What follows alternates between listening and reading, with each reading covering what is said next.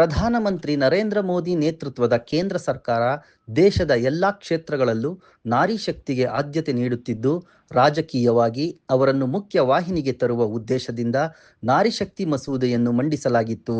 ಈ ಮಹತ್ವದ ಮಸೂದೆಗೆ ಕಾಂಗ್ರೆಸ್ ಮತ್ತು ಅದರ ಮಿತ್ರ ಪಕ್ಷಗಳು ವಿರೋಧ ವ್ಯಕ್ತಪಡಿಸಿ ನಾರಿ ಶಕ್ತಿಗೆ ದೊಡ್ಡ ಮಟ್ಟದ ಅವಮಾನ ಮಾಡಿದೆ.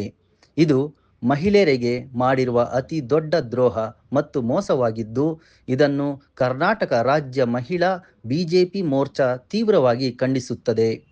ಮಹಿಳಾ ಮೀಸಲಾತಿಯನ್ನು ತಿರಸ್ಕರಿಸಿದ ಕಾಂಗ್ರೆಸ್ಗೆ ತಕ್ಕ ಪಾಠ ಕಲಿಸುತ್ತೇವೆ ಎಂದು ರಾಜ್ಯ ಬಿಜೆಪಿಯ ಮಾಜಿ ಕಾರ್ಯದರ್ಶಿ ಶ್ಯಾಮಲಾ ಕುಂದರ್ ಪತ್ರಿಕಾಗೋಷ್ಠಿಯಲ್ಲಿ ಮಾತನಾಡಿದರು. ಸಂವಿಧಾನದಲ್ಲಿ ಡಾಕ್ಟರ್ ಅಂಬೇಡ್ಕರ್ ಅವರು ಮಹಿಳೆಯರಿಗೆ ಮತದಾನದ ಹಕ್ಕನ್ನು ಕೊಟ್ಟಿದ್ರು.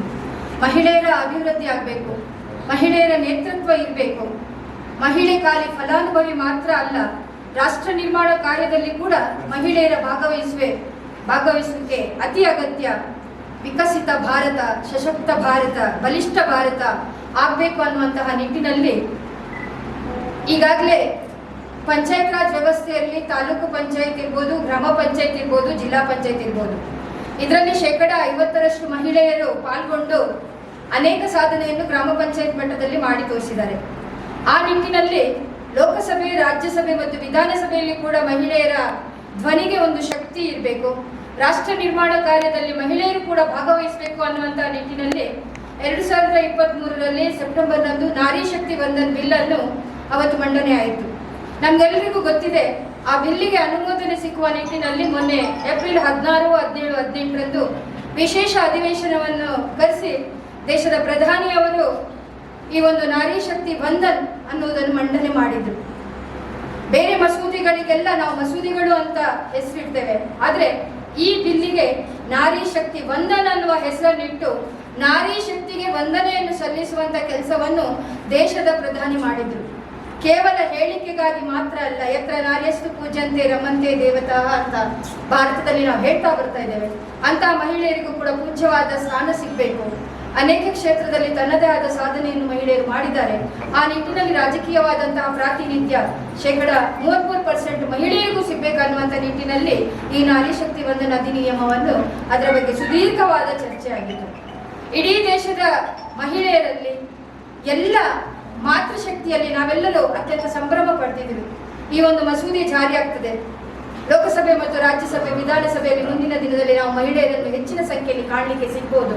ರಾಷ್ಟ್ರ ನಿರ್ಮಾಣ ಕಾರ್ಯದಲ್ಲಿ ಒಂದು ಮಹಿಳೆಯರಿಗೆ ಕೂಡ ಅವಕಾಶ ಸಿಗ್ಬೋದು ಅನ್ನುವಂತಹ ನಿರೀಕ್ಷೆ ಇತ್ತು. ಆದರೆ ನಮ್ಮೆಲ್ಲರ ನಿರೀಕ್ಷೆ ಸುಳ್ಳಾಯಿತು. ಇದಕ್ಕೆ ಒಂದು ವಿರುದ್ಧವಾದ ಮತವನ್ನು ಚಲಾಯಿಸಿ ಕಾಂಗ್ರೆಸ್ ನೇತೃತ್ವದ ಸರ್ಕಾರ, ಏನು ಇಂಡಿ ಅಂತ ನಾವು ಕರಿತೇವೆ, ವಿರುದ್ಧವಾದ ಮತವನ್ನು ಚಲಾಯಿಸಿದ್ರು. ಯಾವತ್ತಿಗೂ ಕೂಡ ಈ ದೇಶದ ಮಹಿಳೆಯರು ನಾವು ಇವರನ್ನು ಕ್ಷಮಿಸಲಿಕ್ಕೆ ಸಾಧ್ಯವಿಲ್ಲ.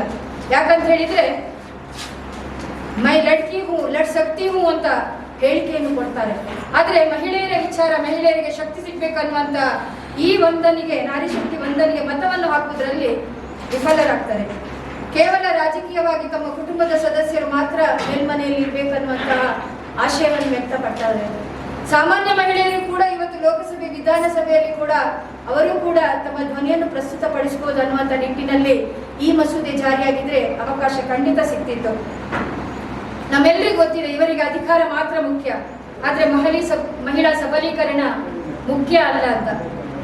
ಇದೊಂದು ರೀತಿಯ ಭ್ರೂಣ ಹತ್ಯೆ. ಇಂಡಿ ಒಕ್ಕೂಟದವರು ಈ ಒಂದು ಭ್ರೂಣದ ಮಾದರಿಯಲ್ಲಿ ಈ ಒಂದು ಮಸೂದೆಯನ್ನು ಹತ್ಯೆ ಮಾಡಿದ್ದಾರೆ. ಅದಷ್ಟೇ ಅಲ್ಲ, ಮಸೂದೆ ಸೋತಾಗ ಸಿಹಿಯನ್ನು ಹಚ್ಚಿ ಸಂಭ್ರಮಿಸ್ತಾ ಇರುವುದುಂಟಲ್ಲ, ಇದು ದೇಶದ ಮಹಿಳೆಯರೆಲ್ಲ ಗಮನಿಸಿದ್ದಾರೆ.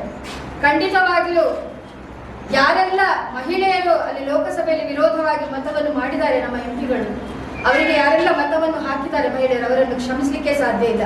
ಯಾಕೆ ಹೇಳಿದ್ರೆ ನಮ್ಗೆ ಗೊತ್ತಿದೆ, ಇಂತಹ ಮಸೂದೆ ಜಾರಿಯಾದರೆ ಮಹಿಳೆಯರಿಗೆ ಸ್ಥಾನಮಾನಗಳು ಸಿಗ್ತದೆ ಅನ್ನುವಂತಹ ನಿಟ್ಟಿನಲ್ಲಿ ಮಹಿಳೆಯರು ಮತದಾನಕ್ಕೆ ಮಾತ್ರ ಸೀಮಿತ, ಮಹಿಳೆಯರು ಕೇವಲ ಫಲಾನುಭವಿಗಳು ಆಗ್ಲಿಕ್ಕೆ ಮಾತ್ರ ಸೀಮಿತ ಅನ್ನೋದನ್ನು ತೋರಿಸಿದ್ದಾರೆ.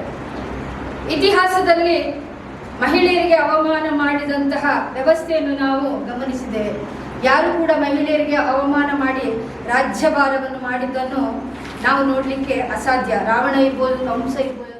ಪತ್ರಿಕಾಗೋಷ್ಠಿಯಲ್ಲಿ ಬಿಜೆಪಿಯ ಮಹಿಳಾ ಘಟಕದ ಮಾಜಿ ಅಧ್ಯಕ್ಷರಾದ ಕವಿತಾ ಶೇಖರ್, ಅಧ್ಯಕ್ಷರಾದ ಜಸಿಂತಾ ಅನಿಲ್, ಜಿಲ್ಲಾ ಪಂಚಾಯಿತಿ ಮಾಜಿ ಅಧ್ಯಕ್ಷರಾದ ಚೈತ್ರಶ್ರೀ ಬಾಲತೇಶ್, ಗ್ರಾಮಾಂತರ ಮಂಡಲದ ಅಧ್ಯಕ್ಷರಾದ ಲೀಲಾ ಪರಮೇಶ್ ಉಪಸ್ಥಿತರಿದ್ದರು.